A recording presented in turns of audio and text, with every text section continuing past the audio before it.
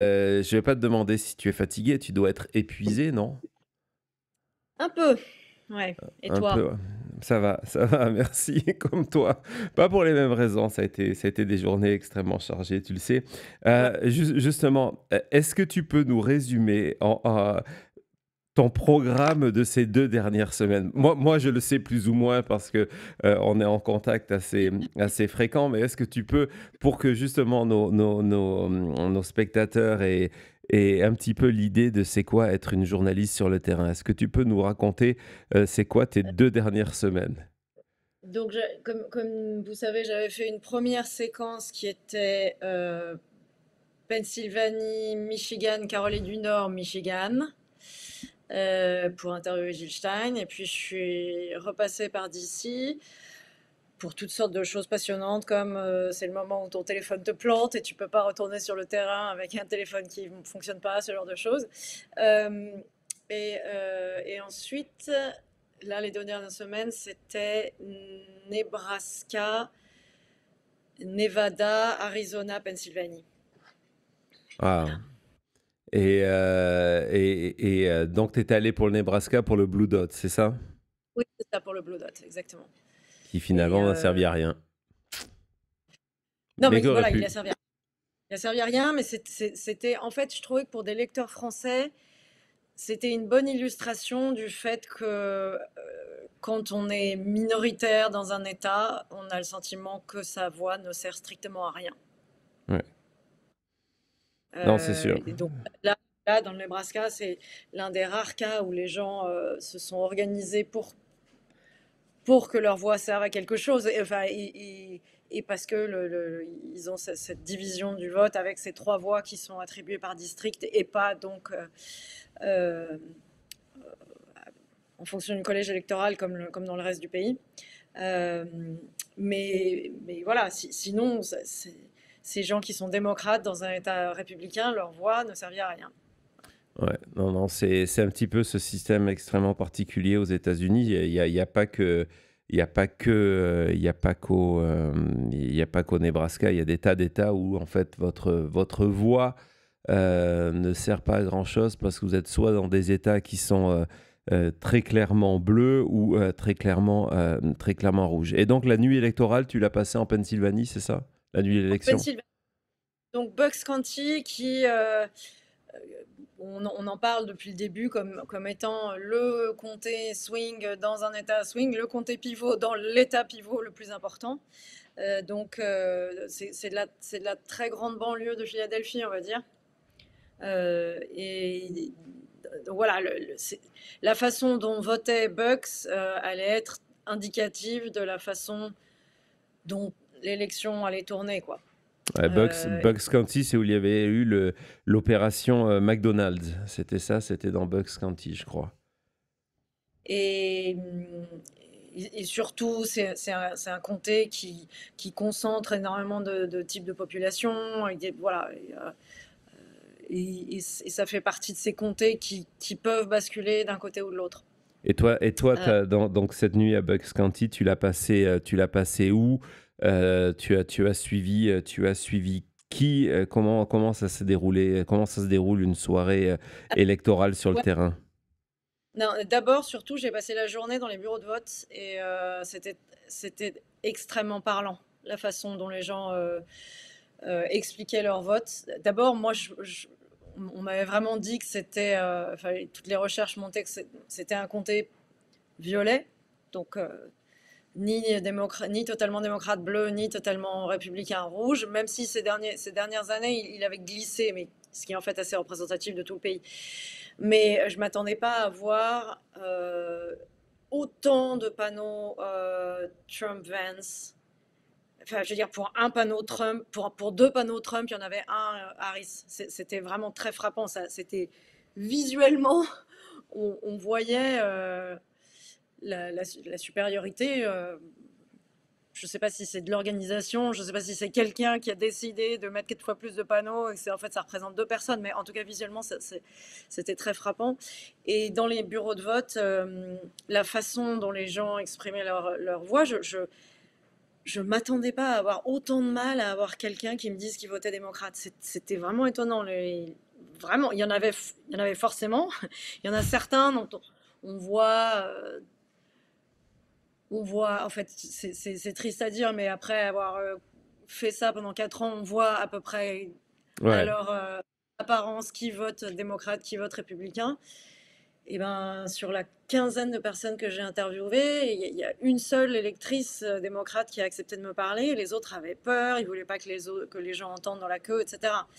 Et les arguments des électeurs républicains, en particulier les femmes, à qui je demandais pourquoi elles votaient pour Trump, c'était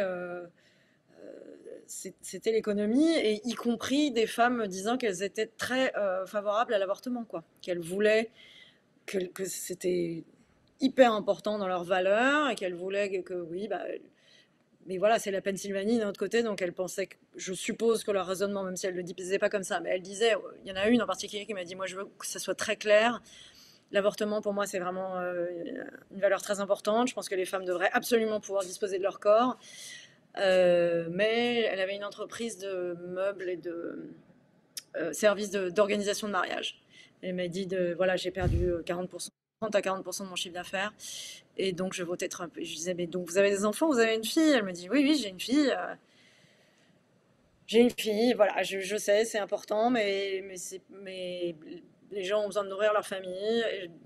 Et pour moi, c'est plus important de pouvoir nourrir ma famille. Voilà. Et je pense que dans un coin de leur tête, il y a aussi l'idée de se dire, ah, ben, je suis en Pennsylvanie, ce droit, il va rester, quoi. ouais, ouais, non, J'ai- c'est sûr. D'ailleurs, on le voit dans le décalage de ce vote où il y avait des référendums, donc y compris des référendums où le droit de l'avortement a été gagné, et en se disant, de toute manière, ça sera pas gênant d'avoir, on le voit au Nevada ou même en Arizona, je pense, oui, le référendum est passé, et c'est Trump qui a Ouais. gagné pourtant. Ouais, mais alors en Arizona précisément, en fait, le fait que la proposition 139 existe, en fait, en Arizona, le bulletin de vote faisait 4 pages. Les gens avaient à voter, à se prononcer sur 13 euh, Référendum. ballot des questions Ouais. référendaires, et donc ils ont reçu les électeurs un manuel de 355 pages, je crois, ou 255 pages, je sais plus, pour leur expliquer ce qui était en jeu. Enfin, Ouais, c'est ici assez c'était curieux. 60. Dans le Nevada, c'était 60 pages pour 27 catégories de vote, dont 6 questions référendaires. Là, il y avait 13 questions référendaires. Et donc je ne sais pas si c'est la même chose au Nevada, je ne l'ai pas vu le vôtre, mais avec donc les enjeux de chaque question, des points de vue pour et contre à chaque question qui étaient fournis dans ce, Ouais, dans ce pareil. manuel. Voilà, mais bon, ce qui est assez intéressant, c'est que euh, on pensait que le fait que l'avortement figure parmi les questions référendaires favoriserait Kamala Harris, bien sûr, parce que c'était le grand thème de campagne des démocrates qui les avaient tellement servis pendant les midterms, parce qu'on peut se dire, des gens qui ne seraient pas allés voter vont aller voter, et s'ils votent en faveur de l'avortement, logiquement, ils vont voter en faveur de Kamala Harris. En fait, ça a probablement eu l'effet inverse, parce que ça donnait aux gens la possibilité de De voter les deux. voter Ouais. pour garder l'avortement et de voter pour Trump sur d'autres questions, sur les questions économiques, par exemple. Ouais, ça a été, en fait, ça a été un échappatoire. Ça a été une possibilité de, effectivement, je suis assez d'accord avec ça. Je sais pas si c'est une analyse qui est beaucoup passée, mais ça leur donnait une manière d'avoir les deux, d'avoir le beurre et l'argent du beurre, pour le coup. Et on le voit, hein, il y a une grosse différence. Entre autres, j'ai Et vu, j'ai vu tu vois, au Nevada, c'est le cas. J'ai vu l'inverse aussi, parce que donc l'Arizona aussi avait la proposition 314 qui donne aux autorités locales, en particulier à la police locale, le droit d'arrêter quelqu'un dont on soupçonne Ouais. qu'il serait probablement passé illégalement aux États-Unis par la frontière. Je crois que c'est dans un rayon de 100 miles. Donc il suffit que vous ayez une tête de quelqu'un qui aurait traversé illégalement.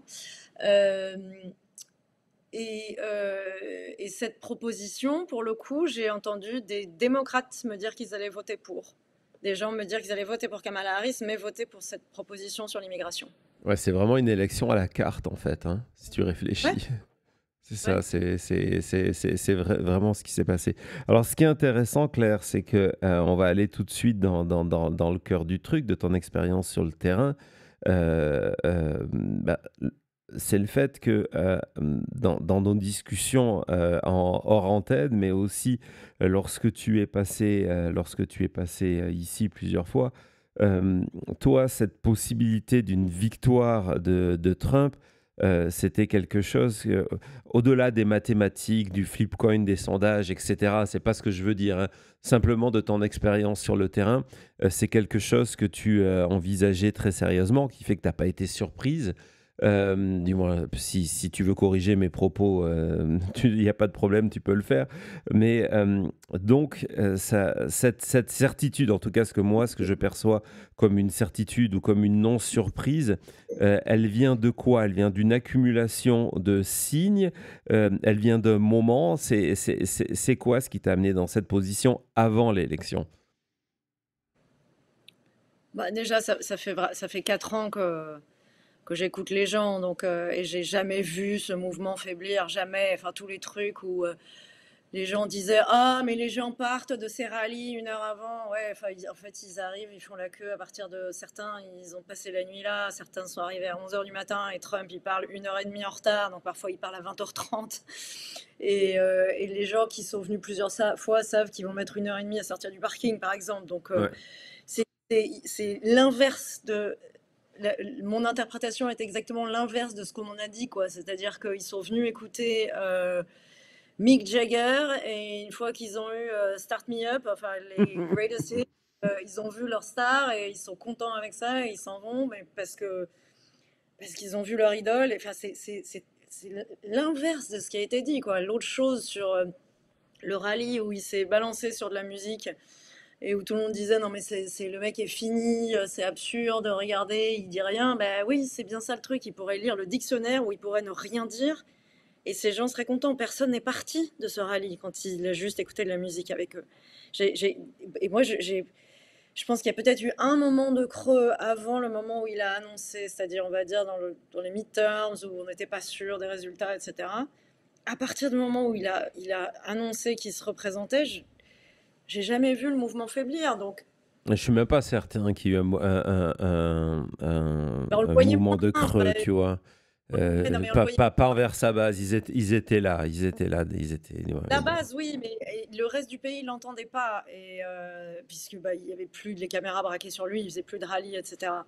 Et moi, je suis allée, l'endroit où je suis allée assister au débat du 27 juin dans un bar républicain, c'est parce que je me disais, beaucoup de gens l'ont pas entendu depuis très longtemps. S'il dit des trucs aussi fous que d'habitude, euh, ça va peut-être quand même rappeler au pays qui il est. C'est tous ces gens qui ne l'adorent pas, qui ne le suivent pas, etc. Mais tout ça a été complètement annulé par le fait que Biden était, enfin, clairement pas au rendez-vous. Enfin, Ouais, c'est peu de ouais. le dire. Enfin. Et là, ce qu'on est en train de voir, c'est pire que tout ce qu'on pouvait penser sur Biden. Enfin, le bouquin de Woodward, les papiers qui sortent, ça prouve que l'entourage de Biden a eu des doutes dès fin 2021, en fait, sur Ouais, son état. et des sondages internes qui étaient Les sondages complètement fous, quoi. Avec. Et- qui allaient enfin, perdre 400 voix, enfin, c'est complètement ahurissant. Et donc là, je trouve que je devrais m'inclure dedans, mais j'ai pas du tout ce genre d'accès. Je suis pas du tout une journaliste Maison Blanche, mais Non, je pense que même les journalistes Maison-Blanche n'avaient pas forcément ces vrai, informations.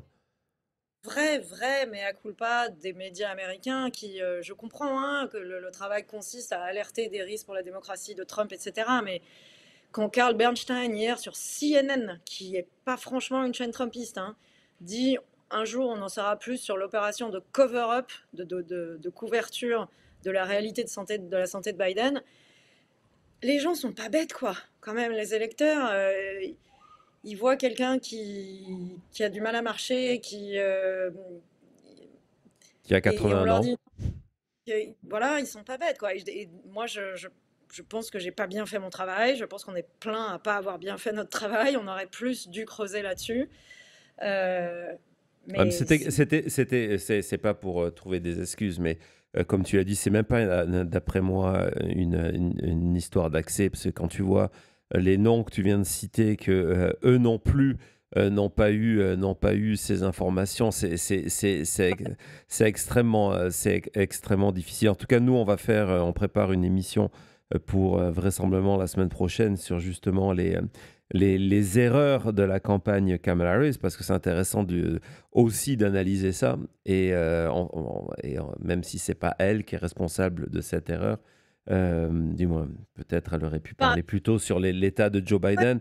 La ouais. question de Joe Biden est une partie extrêmement importante de cette équation-là, hein, il n'y a aucun doute. Et donc, à partir du moment, pour répondre à ta question, à partir du moment où Biden, où on a vu son état et où il refusait de partir, donc ça veut dire qu'il perdait de plus en plus de temps. Enfin, à ce stade, il était déjà tellement tard que un jour de plus, 2 jours de plus, enfin, ça compte quand même. Le fait qu'il recourt à des techniques qui, franchement, étaient pas loin de ce qu'on entendait du côté de Trump, quoi, de blâmer la presse en disant c'est un truc des élites. Quelqu'un qui a été au Sénat 36 ans, il n'y a pas plus beltway, comme on dit. Alors, le beltway, pour les gens qui comprennent pas, c'est une façon de désigner Washington. Le Beltway, c'est l'espèce d'autoroute autour de Washington. C'est comme dire pour un Parisien l'intérieur du périphérique, en fait. Et donc, blâmer le Beltway en disant mais tout ça, c'est des complots de l'élite dont il est, mais partie prenante, on peut pas faire plus partie prenante. C'est quelqu'un qui a passé sa vie sur Capitol Hill. Se dire, donc en fait, on a rien compris à ce qu'était ce gouvernement démocrate.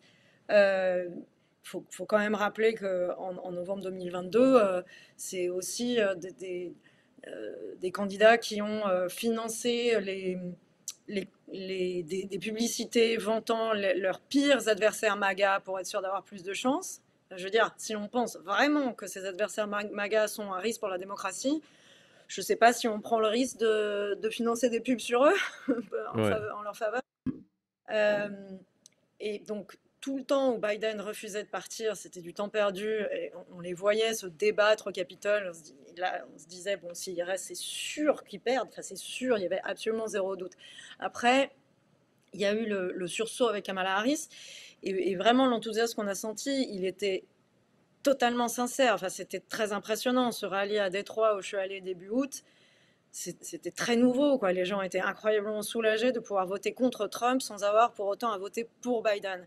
C'est d'ailleurs une question qui était posée dans les sondages, qui était, il y avait plus de honte du vote Trump quand Biden était candidat, parce que plein de gens pouvaient dire, non, bah oui, je vote Trump parce que je vais quand même pas voter pour l'autre qui tient pas debout.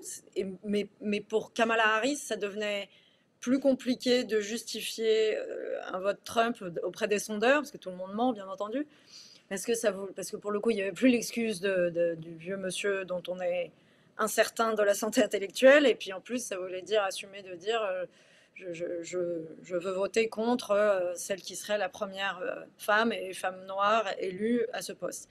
Donc, il y a eu toute une période où on se disait, bon d'accord, elle suscite vraiment d'enthousiasme, et après, il y a quand même eu beaucoup d'occasions manquées.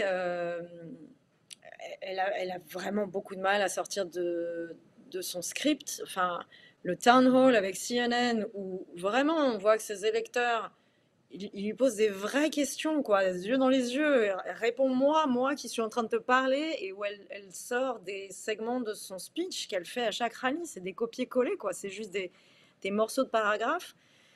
Je, Quand même, il y a des moments dans la banlieue donc de Charlotte, en Caroline du Nord, où j'étais dans les quartiers noirs avec une assoce qui faisait du porte-à-porte dans les quartiers noirs. Le premier homme à qui on demande et à qui je dis vous êtes au courant des deux candidats, qui me dit bah évidemment il y a Donald Trump et puis il y a la jeune femme là. En fait, je veux dire, pour les gens qui ne sont pas des junkies de la politique comme nous, euh, ils veulent quand même savoir qui est l'autre personne, quoi. Et s'ils ont l'impression que c'est une vraie politicienne et qu'on ne comprend pas vraiment qui elle est, qu'on ne comprend pas vraiment ce qu'elle dit, et ben, l'argument Trump est méchant, c'était il y a longtemps et ça ne marche plus, quoi.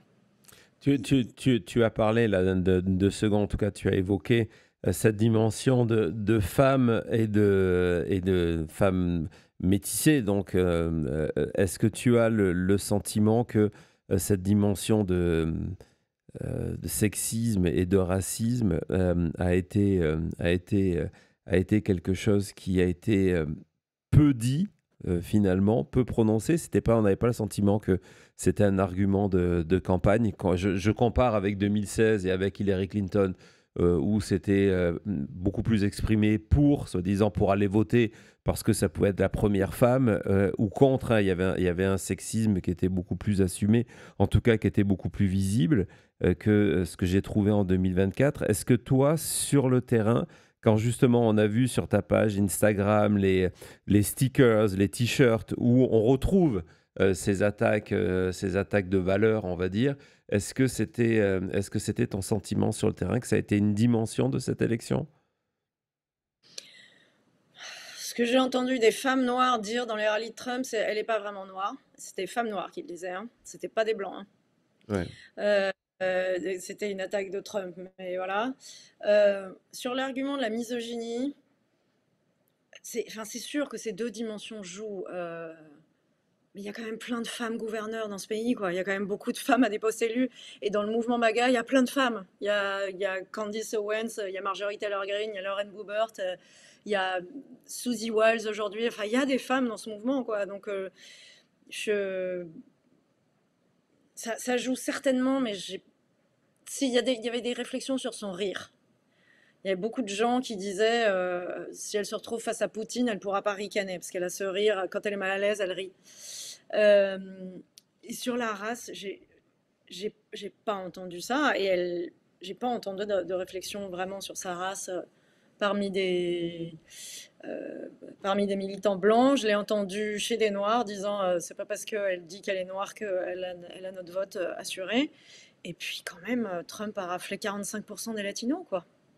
Ouais, non, c'est certain. Moi, je pense qu'il y a une très forte dimension. On a bien sûr parlé de l'économie, mais c'est pas tant, je pense, que les gens pensent que Trump aura une baguette magique. Il y a une dimension, ça évidemment, en Pennsylvanie à la soirée. Je voyais bien que les gens me disaient c'est super, Trump est élu, on va arrêter de souffrir financièrement. Je disais mais vous êtes sûr qu'il va pouvoir faire ça? Enfin, et en fait, de fait, il va bénéficier des mesures de Biden, donc l'économie va aller mieux. Mais il y a surtout le fait que ces gens aient tenté de dire pendant des mois et des mois et des mois qu'ils souffraient économiquement et d'entendre pontifier sur CNN et MSNBC et dans le New York Times et dans le Washington Post des experts prendre un air pénétré et dire c'est très intéressant, les chiffres sont extrêmement bons, pourquoi ces gens nous disent qu'ils ont du mal alors que de toute évidence ils n'ont pas de mal, on le saurait sinon, quoi. Il y a des gens qui me disent non mais moi je vous dis que j'arrive pas à payer mes factures d'eau et d'électricité, je vous dis que j'ai moins d'argent à la fin du mois et que mon salaire a augmenté moins vite que l'inflation. Moi j'ai le sentiment que c'est autant que la difficulté économique ressentie elle-même, c'est l'impression de ne pas avoir été entendu. C'est l'impression d'avoir été traité de crétin de pauvre, quoi. Mais tu bases cette mépris. expression, ce sentiment sur quoi? Parce que moi, alors peut-être je suis plus fataliste à ce niveau-là. Je pense pas que les positions dans le New York Times, MSNBC, tout ce que tu viens de dire, où tu as 100% raison, hein, c'est pas ce que je veux dire par là. Je pense pas que ça aurait été un impact, même si on avait eu le message contraire dans ces médias-là. Je ne pense pas que ça aurait eu un impact sur cet électorat-là qui va chercher ses news d'autre part et qui était convaincu que c'était cette réalité. Lors de la dernière émission qu'on avait fait avec Jean-Marc Léger, il avait remarqué dans ses sondages que Donald Trump était plus aimé. Il y avait toujours une cote négative, mais était plus aimé qu'avant. Et ça venait principalement par ce sentiment de nostalgie sur ces années de présidence. On va pas étudier ici si cette nostalgie était juste ou pas, mais le fait qu'on avait le sentiment que économiquement ça allait mieux sous les années Trump. Donc je suis pas certain que on n'aura jamais la réponse de toute manière. Je suis pas certain que le traitement médiatique de la réalité Pas économique, que pas ça a fait basculer des électeurs. Pas que ça, ils ont fait campagne pendant des mois sur le Bidenomics, en Ouais. associant deux. Je veux dire, Biden s'est effondré dans les sondages depuis août. Il a eu 40 mois de sondages négatifs. Il s'est effondré en août 2021, depuis le retrait de l'Afghanistan. Il est jamais remonté. Et l'économie était perçue comme étant faible. Les démocrates associent pour faire campagne ces deux termes, Bidenomics, les deux trucs qui sont les plus impopulaires auprès des gens, et ils font campagne pendant des mois sur ça, en vantant les Bidenomics. Donc je veux bien que les gens regardent pas MSNBC, mais en tout cas ça donne du grain à moudre à tous les Non, non, podcasts pour c'est dire certain, c'est certain, c'est certain. on est connecté. Ils Non, n'écoutent non, pas quand les gens leur disent oui ben non, nous on va pas bien. et, Si, ça a joué, bien sûr que ça a non, joué. et c'est certain, d'autant plus que le terme Bidenomics a été repris on l'a vu pendant des mois, par Fox News, tous les podcasts, comme tu l'as dit, etc., pour l'utiliser contre lui. C'est-à-dire que eux mettaient en avant un Ouais, terme qui en fait était utilisé contre lui en ouais. permanence. Donc c'est clair ça a eu un impact à ce niveau-là. Euh, Tu as sorti, évidemment, on en a parlé plusieurs fois, on en reparlera parce que je veux absolument qu'on revisite, toi et moi, le 6 janvier. Et surtout, pas forcément maintenant, mais surtout à travers l'angle que, soyons clairs, on l'a toujours dit, autant toi que moi, c'était la présidence ou la prison pour Trump. Donc, il va échapper à la prison et il va échapper à la justice. C'est quand même un des grands échecs de tout ça. Je ne sais pas d'ailleurs si tu as vu, Thomas, là, le tweet de Musk hier qui proposait, qui disait voilà que Ouais. il faut punir Jack Smith dans tous les cas. Euh, donc, tu as publié un livre qu'on continue et qu'on va continuer, donc on fera une émission dessus, La guerre des Amériques. Et je voudrais qu'on parle d'un aspect, je pense, et c'est pas pour te faire des compliments, mais je vais t'en faire, tu es la seule journaliste française qui a parlé de cet aspect, et en tout cas qui l'a traité aussi à la fois justement, alors que ce sont des sujets extrêmement complexes, justement sur le terrain, sur les guerres culturelles. Dans ton Mhm. livre, il y a au moins 2 chapitres. Il y en a un sur l'éducation et un sur le genre. Mhm. Évidemment, je recommande toute la lecture du livre. Ça ne se fait pas de recommander simplement la lecture d'un ou 2 chapitres, mais ces 2 chapitres-là, je les ai relus le lendemain de l'élection parce que, d'après moi, il y a énormément de clés dans ces chapitres-là qui expliquent aussi ce qui s'est passé. Parce que je pense où on est d'accord, c'est que l'économie, la perception de l'économie, le traitement de l'économie, la nostalgie par rapport à Trump, oui, c'est un facteur. Mais ce n'est pas qu'un seul facteur. Et pour moi, l'autre facteur, c'est celui des valeurs, qui a permis à Trump, malgré ses défauts, à dire, ben voilà, ouais, ok, le mec, il n'est pas parfait, on le connaît, mais ses valeurs, ce sont les miennes. Et tu vois, quand tu parlais tout à l'heure du vote hispanique, par exemple, où il y a un mélange, le vote latino, où il y a un mélange à la fois de valeurs religieuses, de vues sur la société, etc. Je pense que ces valeurs ont joué. Et donc, c'est pour ça que ton livre, d'après moi, il est, je l'aurais presque titré Les guerres, tellement que tu vas sur des tas de divisions. Il a encore plus d'actualité maintenant qu'avant. C'est-à-dire que pour moi, c'est vraiment les clés pour comprendre ce qui s'est passé. Est-ce que tu peux, en commençant par l'éducation, un petit peu nous raconter ton expérience de terrain? Est-ce que tu as découvert sur tout ce qui a été fait pendant des années par le camp, c'est pas le camp directement Trump, mais cet univers-là pour Oui. rentrer sur ce terrain? Ouais, en fait, alors la base, c'est que les gens ignoraient absolument ce que leurs enfants apprenaient à l'école, à peu près jusqu'au Covid, où tous les cours ont commencé à être en Zoom et où, comme le disent les militants, l'école est entrée dans la cuisine, quoi. C'est-à-dire, vous passiez derrière votre enfant et vous voyez ce qu'ils apprenaient à l'école.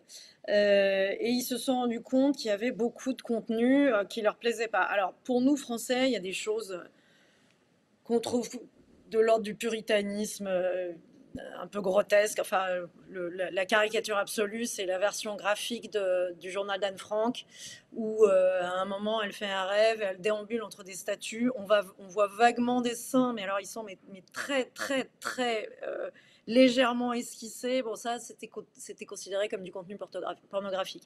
Mais il y a tout un volet sur le genre qui, pour certains parents, est de l'ordre du militantisme. Et la question étant de savoir est-ce que ces livres-là sont censés être dans une bibliothèque scolaire ou pas. Certains parents considérant que c'est leur rôle de parler de ces choses-là avec leurs enfants et pas de l'ordre de ce que devrait faire une école.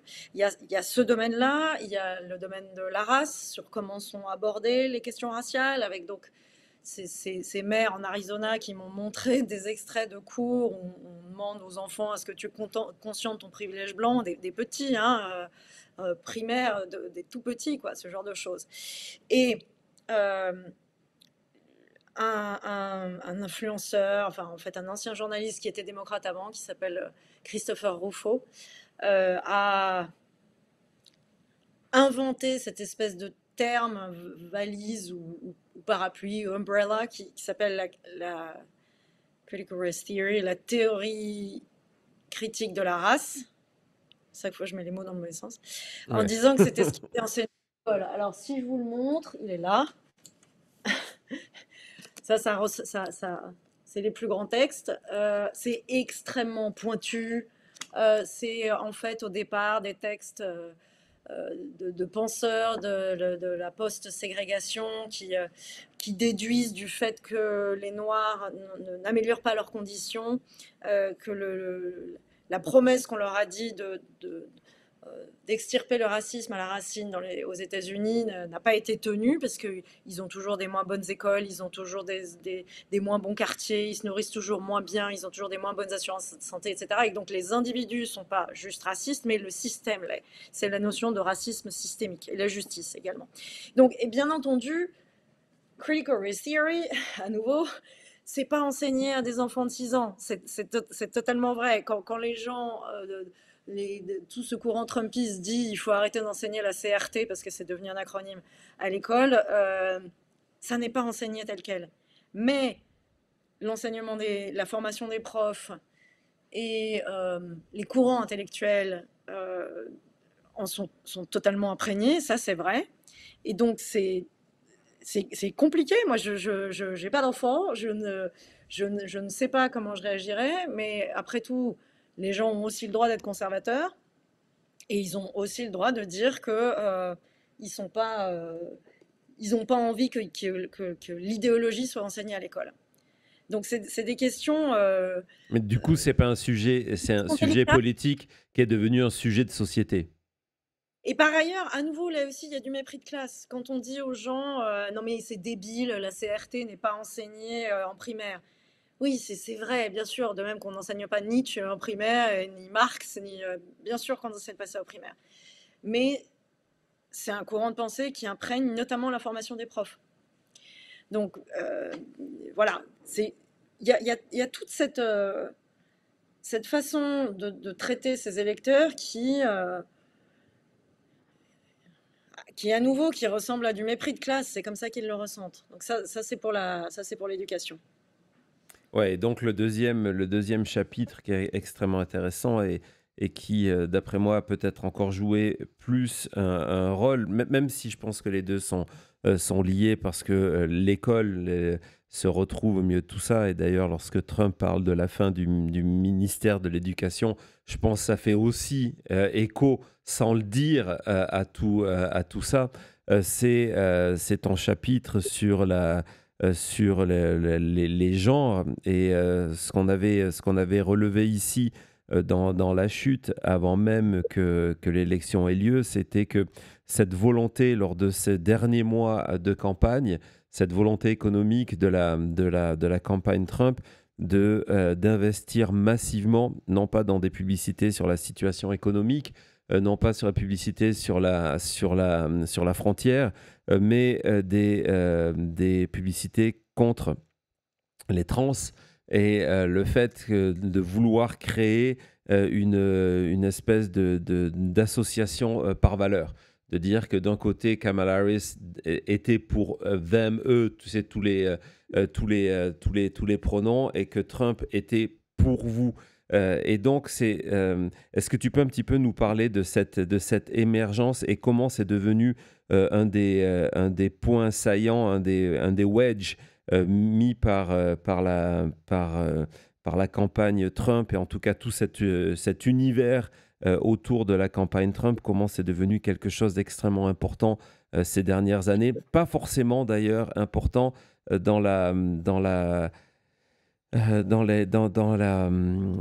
comme sujet, c'était plutôt dans l'arrière-plan, c'est-à-dire c'était pas forcément quelque chose d'extrêmement traité. Les médias se sont ratés aussi à ce niveau-là, ça a été très très peu traité médiatiquement.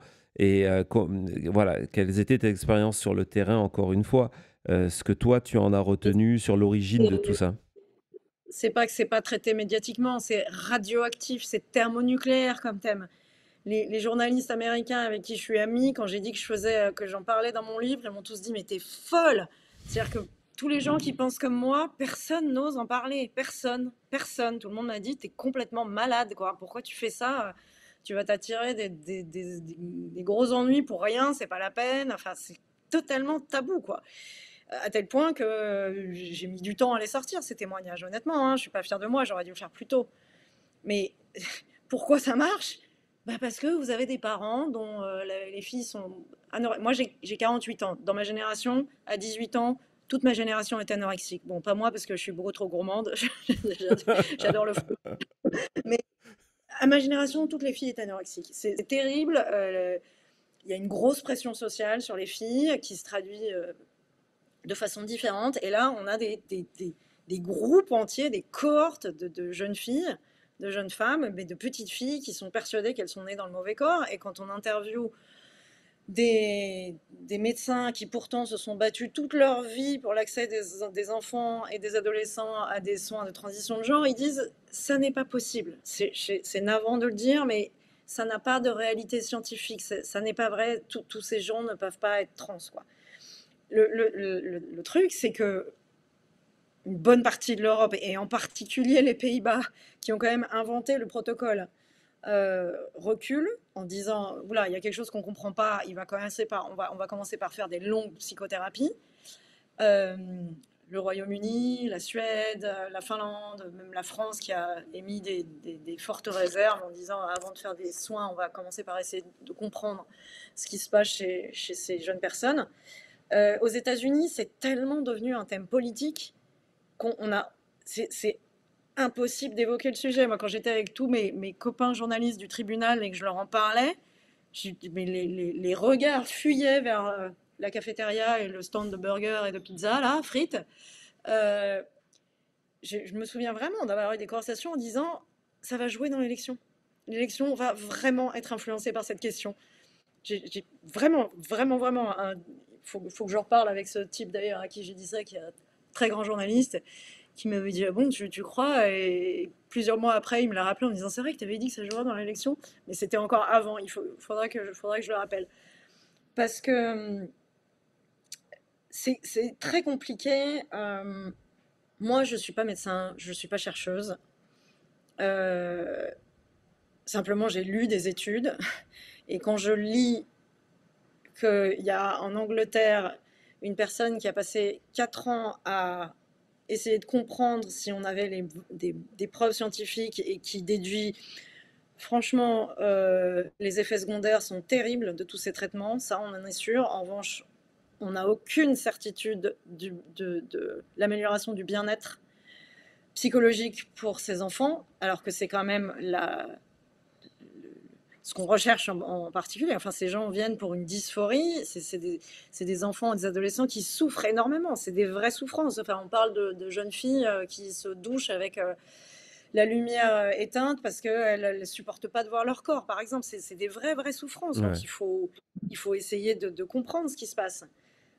Mais quand on lit ces études passant en revue tout ce qui a été fait et disant mais non, mais tout est très faible, les cohortes sont pas cohérentes, on n'a pas écarté des gens qui avaient d'autres pathologies comme de l'autisme, on n'a absolument pas trié. Le protocole néerlandais, normalement, c'est des enfants enfin, qui soient dans la phase de Tanner 4, c'est-à-dire une phase de l'adolescence qui est déjà entamée, pour qu'ils s'habituent un tout petit peu au changement de leur corps avant de prendre des décisions qui sont lourdes de conséquences. Et c'était des enfants qui n'avaient pas d'autres pathologies, par exemple. Aux États-Unis, on les prend au stade Tanner 2, donc vraiment avant la puberté. Et surtout, aucun problème s'ils ont d'autres pathologies graves, quoi. Et on présente la testostérone, puisque c'est quand même essentiellement des jeunes femmes, comme une baguette magique. Et donc, Ouais. pourquoi Trump fait campagne là-dessus? Eh ben parce que je peux pas vous dire, là j'en ai mis quelques-uns dans le livre des témoignages, mais j'en ai plein d'autres, des mères qui me disent non mais ma fille a toujours été incroyablement féminine, et là tout à coup j'ai un prof qui la connaît depuis 3 mois et qui me dit non, votre fille est née dans le mauvais corps et on vous a pas tenu au courant jusqu'à présent parce qu'on sait que vous seriez contre, mais je vous jure que dans le fond elle est trans. Mais attendez, vous la connaissez mieux que moi. Et donc tout simplement les gens ont peur, quoi.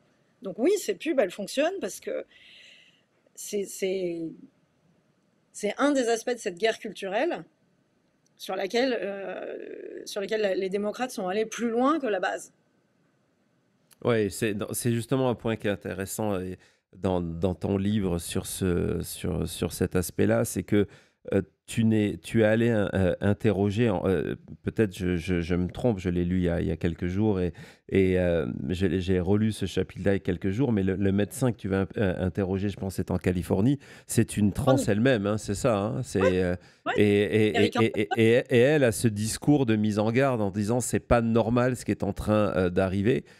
Donc, je veux le préciser pour que notre audience comprenne ça. C'est que les mises en garde que tu viens de formuler là, ce ne sont pas des mises en garde qui viennent de penseurs de la droite extrême américaine. C'est vraiment des thématiques que tu allais chercher. C'est à Berkeley, je crois d'ailleurs, que tu vas.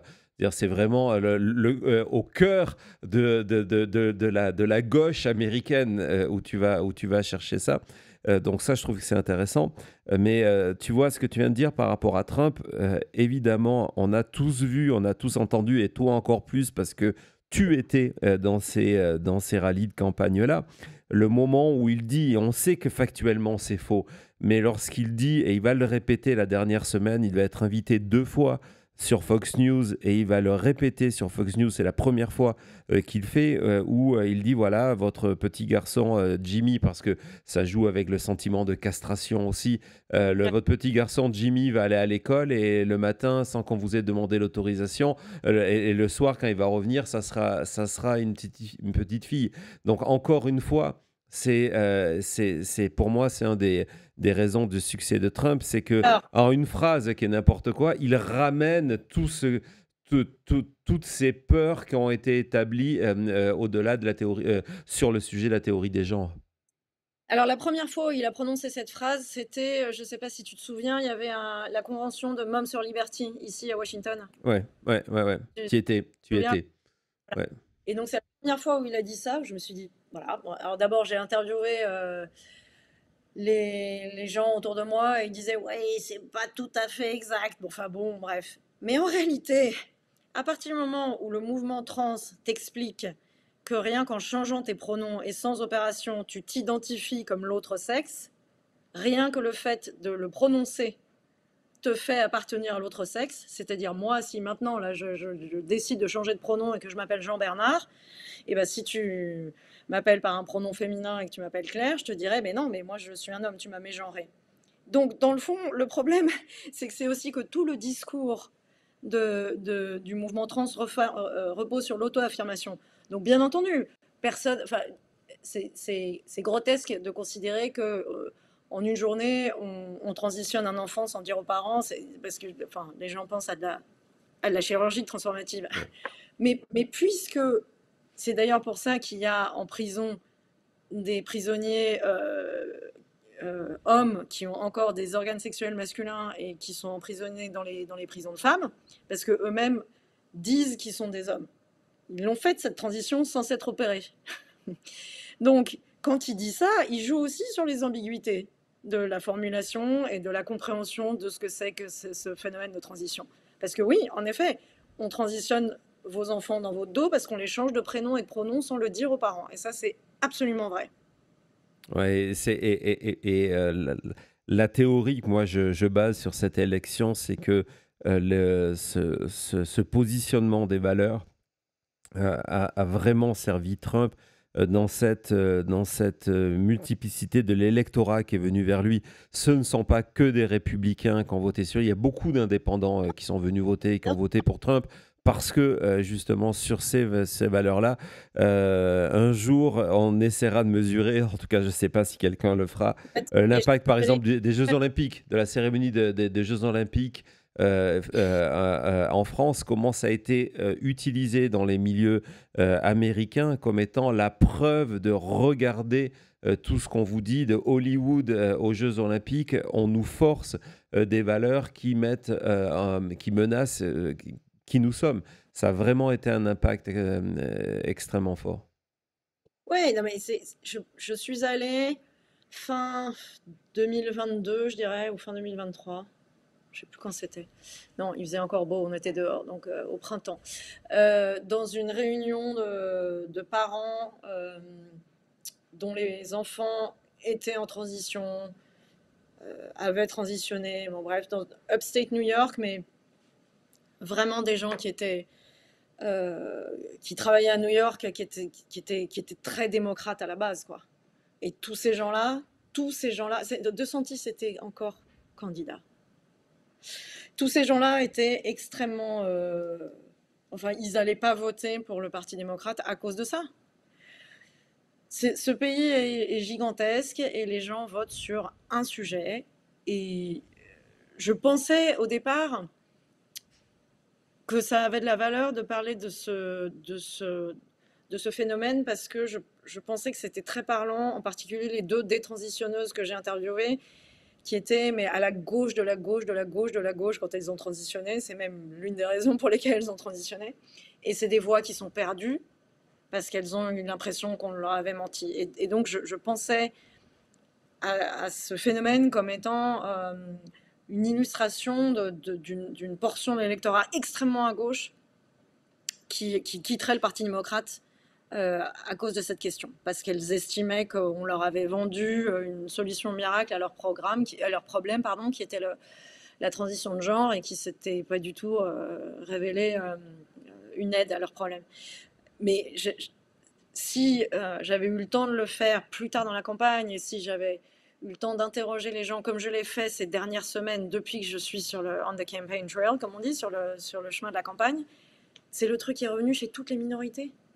Les hommes noirs, c'est le premier homme noir que j'interviewe, celui qui dit il y a Trump et la jeune femme.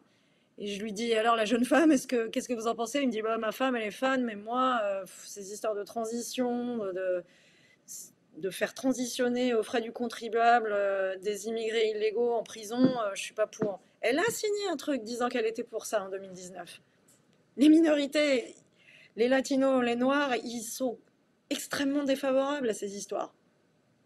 Non, Et donc, en certain. fait, si j'avais eu plus de temps, enfin, si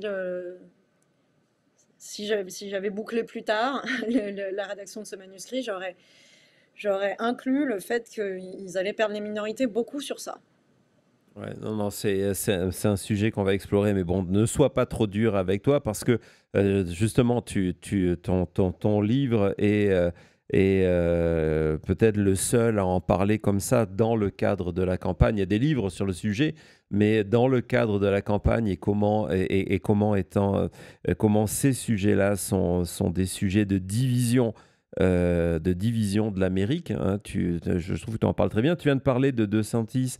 Ce qui est assez paradoxal, c'est que finalement, DeSantis avait senti, il a monté d'ailleurs sa campagne pour les primaires et deux, son mandat en Floride sur justement ces thèmes-là. Mais il n'a pas réussi à s'imposer. Est-ce que c'est parce que, j'ai absolument pas de réponse et peut-être que tu en as pas non plus d'ailleurs, est-ce que c'est d'après toi parce que il a joué trop franchement cette carte-là? Parce que Trump l'a joué de manière différente, c'est-à-dire que il a toujours été au bord du truc, c'est-à-dire que c'est pas forcément des attaques frontales, c'est ces mensonges qu'il dit sur les enfants, c'est ses remarques sur les Jeux Olympiques, ses remarques sur la boxeuse algérienne. Tu vois, on est plus dans le commentaire d'actualité du côté de Trump que une dénonciation. Le mot woke, par exemple, je ne sais pas si Trump a utilisé le terme woke, alors que DeSantis, c'est un terme qu'il a utilisé en permanence. Comment on peut tenter d'expliquer ces deux approches différentes? Ouais, et puis, enfin, DeSantis l'a même utilisé dans ses acronymes de loi, en fait. Il en a fait des lois. Le Stop Woke Act, c'est Ouais. un ensemble de mesures. C'était euh, utilisé par DeSantis. Non, mais je pense que le gros problème de DeSantis, c'était il a le charisme d'une huître, quoi. Moi, je suis allée à plusieurs de ses rallyes. C'était presque mal à l'aise pour lui. Enfin, il est très, très, très mauvais, en fait. Je ne sais pas ce qu'aurait donné un programme de DeSantis collé sur un Trump. Enfin, précisément, il se présentait comme Trump sans les casseroles. Le problème, c'est qu'il est vraiment pas bon pour ça. Enfin, c'est le gars qui, quand il y a un gamin qui mange c'était quoi, une barbe à papa à côté de Ouais, lui, il lui il dit fait la morale. tu vas trop de sucre. Enfin, je veux dire, qui fait ça? On est aux États-Unis, quoi. Donc, Mais tu es d'accord et avec puis, moi que Trump a parlé de wokisme sans jamais utiliser ce terme-là? je suis pas sûre parce que il y a eu la CIPAC de 2022 qui était Awake Not Woke, par exemple, le thème de Certes, cette CIPAC. mais lui, dans sa campagne, les 6 derniers mois, il n'utilise pas le terme woke. Parce que plus personne l'utilise en fait. Il y a eu une étude de The Economist vraiment très très bien faite. Ils ont tracé l'utilisation de 164 termes hyper woke, genre microagression, triggering, white privilege, etc., dans les grandes publications qui les utilisaient, le LA Times, le Washington Post, le New York Times, etc. Bon, bref.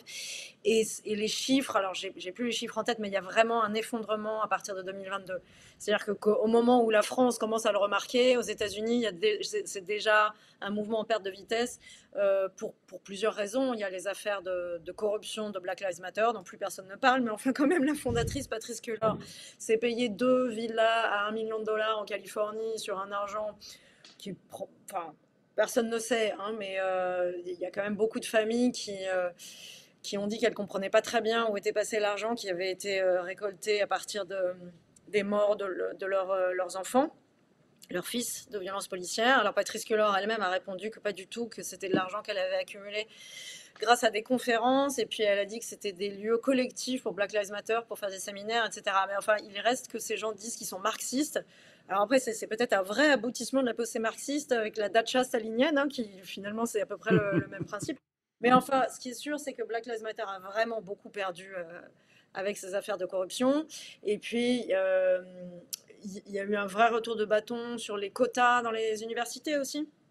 Ça a été annulé. En fait, tout ce mouvement a perdu beaucoup de son importance et de son influence. Et c'est un mouvement qui, de toute façon, avait de l'influence sur les grandes universités de la Ivy League et sur les grands quotidiens. Mais c'est ce que j'essayais d'expliquer toujours aux Français qui me disaient ah, le wokisme, le wokisme. Je disais, mais en fait, vous parlez d'un truc qui, certes, c'est pas rien parce que c'est la production de la pensée, mais c'est la production de la pensée élitiste. Alors, la conséquence, c'est qu'en effet, quand vous êtes travailleur dans une usine de céramique à East Palestine en Ohio, vous vous dites vraiment que les démocrates, c'est vraiment pas votre parti et qu'ils n'ont vraiment rien à faire de vos préoccupations s'ils considèrent que vous avez un privilège blanc alors que vous n'avez pas d'assurance santé et que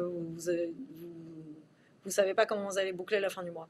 Mais donc je pense que DeSantis, ça marche pas parce qu'il n'a pas de charisme, parce qu'il arrive à la fin de la vague de ce qu'on appelle encore en France le wokisme, et parce que à ce moment-là, c'est un moment où prennent le dessus des préoccupations beaucoup plus concrètes dans la vie des gens, qui sont l'immigration et l'inflation. Il y a vraiment un moment de bascule dans les moments où on couvre les rallyes de Trump, où les gens arrêtent totalement, quand on leur demande ce qui va motiver leur vote, ils arrêtent complètement de nous parler de ces questions de genre. Ils nous parlent beaucoup plus de l'immigration et de l'inflation. Il n'empêche que les questions de genre dont on parlait tout à l'heure, si ça a touché votre fille ou la meilleure copine de votre fille, etc., ça contribue à miner la confiance que vous aviez dans le Parti démocrate, quoi. Ouais, et puis surtout, tu l'as dit, sur l'effet, sur l'impact, on va parler plutôt de l'impact sur les minorités, Ouais. qui, d'après moi, combiné à d'autres facteurs, bien évidemment, a joué un rôle extrêmement important dans le vote de ces minorités, lorsqu'on voit le vote des hommes latinos, mais une partie aussi du vote des hommes noirs, des hommes asiatiques sur ces sujets-là, où où en fait Kamala Harris a fait moins bien Ouais. que Joe Biden. C'est ce qui a permis dans les marges à Trump de gagner, hein. C'est son bilan c'est son programme de 2019. Ça aussi, je conçois que ce soit difficile, mais il y avait 22 000 façons de dire j'ai changé d'avis sur telle et telle question. Elle, elle refuse de donner des raisons pour lesquelles elle aurait changé d'avis. C'était le problème en Pennsylvanie, par exemple, c'est que les gens disaient bah oui, mais le fracking, quand même, c'est-à-dire la fracturation hydraulique Mhm. pour extraire du gaz naturel, du pétrole, ça représente quand même l'emploi de centaines de milliers de personnes.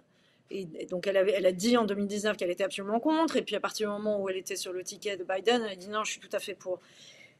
Il y a 1000 raisons qui peuvent l'expliquer. Et je pense même que les gens sont capables d'entendre, oui, bah écoutez, en fait, j'ai adopté la politique du gouvernement dans lequel j'étais, et puis ensuite j'ai compris qu'il y avait des contraintes économiques qui faisaient qu'on ne pouvait pas priver la Pennsylvanie de ses revenus. C'est vrai que pour l'environnement, c'est important de faire une transition vers d'autres types d'énergie, mais j'ai beaucoup écouté, on va faire ça de façon graduelle. Elle a été incapable de dire ça, quoi. Elle répondait cette réponse qui était « je suis restée fidèle à mes valeurs ». Donc, sur ça, comme sur les questions de société, la guerre culturelle, les gens n'avaient pas confiance, quoi. Et je sais bien que la réponse est de dire ah oui, non mais d'accord, mais contre Trump, n'importe qui vaut mieux. Bah oui, mais ils se disent qu'ils ont survécu à Trump, quoi. C'est comme les musulmans et les arabes du Michigan, ils disent bah ouais, bon, on a survécu. Ouais, non, non, c'est un bon résumé. J'ai une dernière question pour toi, qu'on pourrait résumer sur cette phrase et maintenant, Claire, et maintenant, point d'interrogation. Hier, lorsque on a calé cette émission, on parlait, toi et moi, en général, de prendre quelques jours séparément, mais quelques jours de off, en disant vivement les vacances. Et tu me disais, ouais, parce qu'en fait, il va falloir être prêt à partir du 20 janvier. Donc voilà, Du Claire, et maintenant, donc qu'est-ce qui va se passer dans cette Amérique? Qu'est-ce qui va se passer par rapport à la question démocratique? Est-ce que tu penses qu'il va, mettre en place les thèmes de sa campagne? Dans la deuxième partie de l'émission, je vais faire une petite partie sur le programme Mass Deportation Now, donc sur l'expulsion de Bannon a encore dit hier 15 millions d'étrangers. Voilà, donc Claire, et maintenant? Oui, non, moi je ne vois absolument pas pourquoi il ferait pas ce qu'il a dit. Il fait toujours ce qu'il dit. La question, c'est la faisabilité. Enfin, ça fait beaucoup de monde, donc il y a une possibilité que ça soit rassembler 2000 personnes et inviter Fox et Newsmax à le filmer. Et puis tout le monde ira. Pour une opération de com, c'est quand même pas facile déporter 15 millions de personnes. Hein, c'est du boulot, quoi. Mais ça, des poursuites contre Jack Smith, contre tous ceux qui ont pu se retourner contre lui ces derniers temps. Ça peut être aussi simple, par exemple, ça peut être aussi simple que des contrôles fiscaux ou des attaques qui vont coûter des centaines de milliers de dollars en avocat, par exemple. C'est pas, ça ne veut pas dire que ces gens vont se retrouver en prison. Mais c'est sûr qu'il va y avoir... Enfin, je pense malheureusement que Trump peut être un affabulateur. En revanche, quand il dit ce qu'il a l'intention de faire, en fait, il le fait après. Il faut Ouais. malheureusement le croire. Non, ça a été toujours une réalité chez Trump, c'est qu'il ne s'est jamais caché. Je ne parle pas que de 2024, hein, depuis 2015, il a toujours dit ce qu'il allait faire. Ça a toujours, y compris y compris contester le résultat de l'élection en 2020. Il avait annoncé plein de fois. Il fallait simplement l'écouter, c'est tout. Oui, absolument. Donc là, on sait à peu près. Voilà, je me rends compte que j'ai été on the campaign trail depuis trop longtemps, et donc je pense que mon passe Maison Blanche est expiré, et donc il faut que je le fasse refaire très vite parce que je ne sais pas très bien si je serai approuvée après. Mais donc voilà, j'ai intérêt à le refaire assez vite, je pense. Donc justement, toi, à titre personnel, et maintenant, donc c'est que tu vas rester aux États-Unis, c'est ça? Et que tu vas continuer, tu vas tenter de chroniquer cette présidence, c'est l'idée? Ouais, bon, on va voir combien de temps, mais je pense qu'il y a... Il l'a dit lui-même, hein, dictator on day one, ça, je sais pas beaucoup, je sais pas vraiment ce que ça veut dire, mais dictateur le premier jour, ça veut dire qu'il va prendre des mesures très très très rapides. On voit là le cabinet qui est en train de se former. 2016, ils sont arrivés, ils savaient pas où étaient les toilettes hein, dans la Maison Blanche, ils savaient pas comment ça fonctionnait, quoi.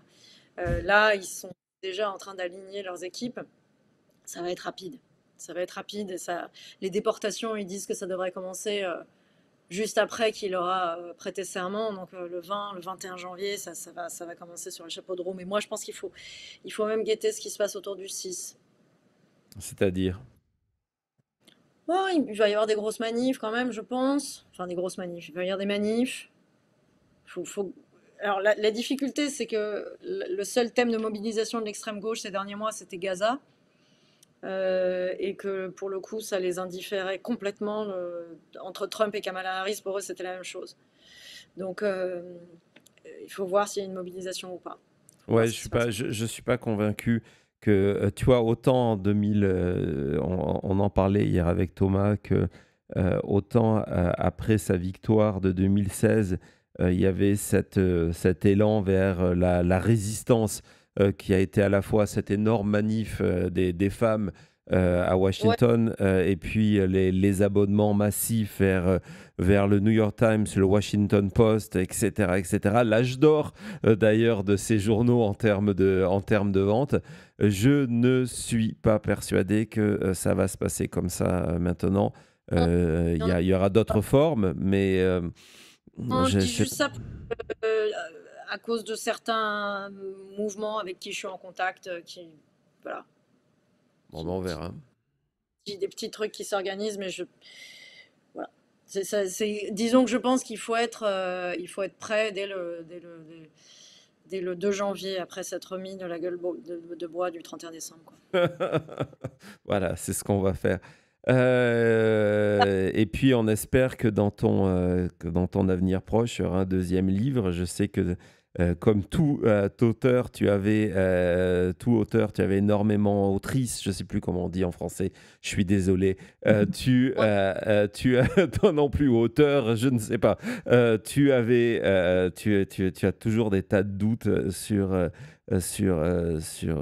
ton œuvre, mais en tout cas, je peux te dire que non seulement c'est un livre qui se lit formidablement bien, mais qu'en plus de ça, C'est un livre qui a une vie au-delà de cette campagne. C'est souvent, il y a des livres qui sortent vraiment, qui sont branchés juste sur une période de l'histoire. Et vraiment, j'incite tout le monde à lire parce que déjà, tu démontres que le 6 janvier, du côté des suprémacistes blancs, du côté des milices, Free Press Center, Proud Boys, etc., ce n'était pas la fin, mais c'était un début. Mais au-delà de ça, justement en t'intéressant aux guerres culturelles, de démontrer que c'est une des clés pour comprendre ce qui s'est passé et ce qui va se passer. Quand tout à l'heure, tu le dis de manière presque amusante, de dire, ouais, ils vont rassembler 2000 personnes devant les caméras de Fox News, c'est pas forcément faux. C'est pas Mmh. forcément faux. Ce que tu es en train de Ouais. dire, c'est qu'on va vivre pendant 4 ans, et ça a été la première présidence de Trump aussi, une opération de communication permanente, une mise en scène de la présidence. Ça, il faut être complètement clair là-dessus, c'est que tout va être mis en scène du côté de Trump pour installer non seulement sa legacy, je trouve plus le mot non plus, et également la suite du mouvement. Ouais. Bon, bah, merci beaucoup en tout cas. Ouais, je t'en prie, Claire, à très vite. Salut, À plus tard. ciao.